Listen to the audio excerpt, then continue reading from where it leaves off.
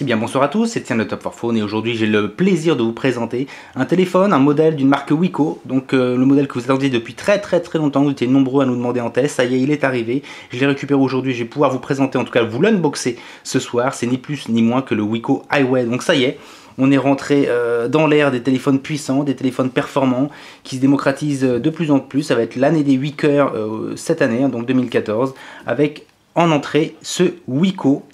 Voilà, qui est une gamme, bon, pour le coup, beaucoup plus importante, on va dire, beaucoup plus haut de gamme que les téléphones Wiko dont nous avions l'habitude. Le dernier fer de lance, c'était le Darkful, que vous avez déjà été présenté par Top 4 Phone, bien entendu, qui était pas mal, mais qui avait encore quelques petites lacunes, notamment au niveau puissance. Là, ça y est, on rentre dans les hauts de gamme avec Wiko, surtout au niveau du prix, puisque ce Highway va nous étonner avec un prix aux alentours de 350 €, un petit peu moins, il me semble.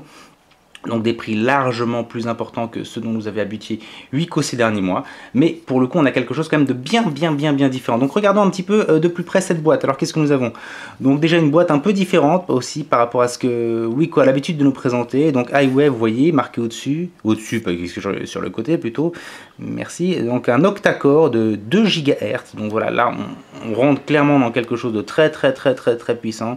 Je vous avoue que j'ai hâte de voir un petit peu les scores qu'il va pouvoir nous donner en termes de benchmark sur l'écran. Donc nous sommes sur du Full HD. Là nous voyons des informations sur la peine, donc 16 millions de pixels à l'arrière, 8 millions de pixels à l'avant. Voilà, là vraiment ça envoie du bois, il faut voir ensuite ce que ça peut donner au niveau de la qualité, mais bien sûr on verra tout ça dans le test complet. Pour la ROM, donc mémoire interne 16 Gbps, ce qui est pas mal, pour la RAM 2 Go donc de mémoire vive. Ce qui devrait être largement suffisant aussi pour pouvoir faire tourner n'importe quelle application. Reste à voir un petit peu ce qu'il y a maintenant comme GPU à l'intérieur. N'oublions pas que nous sommes sur du Mediatek, là sur ce Highway, avec bien entendu du Dual SIM.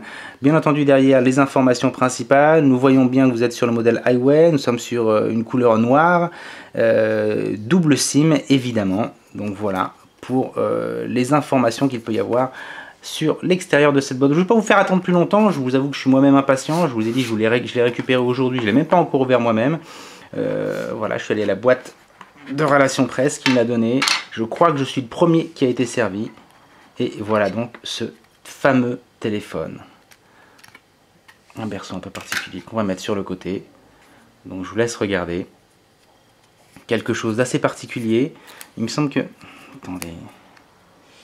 Et oui, il y a une petite coque arrière apparemment qui est donnée avec ce téléphone. Vraiment très fine.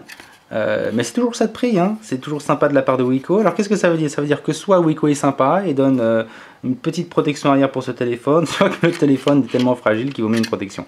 On verra ça aussi pendant le texte. En tout cas, déjà, rien que par la prise en main au niveau poids, au niveau finition, au niveau matériel utilisé, voilà, on sent qu'on est vraiment sur quelque chose de très différent des Wiko habituels. Donc quelque chose de mieux fini. Il faut avouer qu'il a la classe quand même. Vraiment, rien qu'au niveau visuel, un esthétique qui tranche radicalement avec les anciens modèles de la série Dark Moon, Dark Side, Darkful, Dark Knight. Là, voilà, on rentre sur la série Heaven de chez Wiko. Et voilà, quelque chose esthétiquement qui est radicalement différent et que personnellement, déjà à première vue, je préfère largement. Alors, j'ai enlevé les protections. J'adore faire ça. Avec un écran qui est magnifique, une impression de solidité. Voilà, rien qu'au bruit, voilà, on sent déjà que c'est quelque chose de bien fini, de plus solide. Hop, à l'arrière aussi, il n'y a pas de raison. On puisse profiter. Alors si j'arrive à le choper pour le coup là. Et voilà. Évidemment, la comparaison avec le Nexus 4 est évidente. Avec cet arrière en verre renforcé. Oh, un joli petit parapluie là, vous voyez. Voilà. La première impression en tout cas que j'ai pour ce Wiko est vraiment magnifique. Magnifique. Donc voilà, je vais le mettre sur le côté pour l'instant. On va voir ce que nous avons comme bundle à l'intérieur de la boîte. Quelque chose à première vue de relativement classique. L'organisation un petit peu différente comme on l'avait vu par rapport aux différentes versions de modèles Wiko plus anciens. Pardon, excusez-moi. Les adaptateurs classiques que vous avez déjà vus. Le chargeur, bien entendu. Quelques embouts supplémentaires pour les écouteurs. Alors, est-ce que ce sont les mêmes que les précédentes versions de la série Dark? Ça a l'air. Ça a l'air, ça a même plus que l'air, je pense que ce sont les mêmes tout simplement, quoi. On retestera bien entendu avec ces espèces de fils type nappe, que je trouve assez esthétique, assez sympa d'ailleurs. Nous allons voir si ce sont vraiment les mêmes ensuite à l'essai, lors du test complet. Donc les écouteurs ici, bien entendu le câble classique qui va avec le chargeur, et le mode d'emploi si j'arrive à l'attraper. Viens par là Coco. Voilà. Donc vous voyez un bundle vraiment très classique. Vous en avez l'habitude si vous avez vu les différents unboxings de chez Wiko. Voilà, rien de plus, rien de moins. À préciser quand même une petite protection supplémentaire qui est donnée par Wiko. Quelque chose de très fin. Le téléphone lui-même étant très fin, c'est vrai qu'il était inutile de le grossir. Voilà, quelque chose de louable, on peut le dire, de la part de la marque. Je vous laisse faire encore un dernier petit tour du propriétaire. Pour moi, vraiment, première impression, il est magnifique. Et je vous assure que dès la première prise en main, on sent qu'on est vraiment sur quelque chose de plus costaud. Quelque chose qui pourrait être éventuellement reproché à Wiko sur ses précédents modèles. Voilà, alors je ne veux pas faire méchant, mais quelque chose qui semblait un petit peu cheap au départ. Un rapport qui a été pris, qui était qualité-performance, qui était vraiment excellent. Et là, on sent vraiment qu'on est sur quelque chose d'autre. Voilà, de beaucoup mieux fini. Voici pour cette présentation.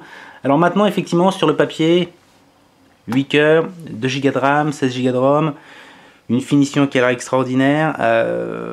Voir maintenant si dans la pratique, tout simplement, ce Wiko a les performances. Je ne sais pas quoi vous dire de plus, mais je pense qu'a priori, effectivement, on devrait tomber sur des scores de benchmark assez impressionnants, notamment par rapport au prix. Je vous rappelle, aux alentours de 350 €, un petit peu moins à la vente. Je vais tester tout ça, je vais le pousser dans ses moindres retranchements, notamment avec des applications bien gourmandes qui vont pousser un petit peu non seulement le processeur mais le GPU. Et je vais vous donner les résultats très rapidement. Voilà, c'était Étienne pour Top 4 Phone. Je vous dis à très bientôt. Salut!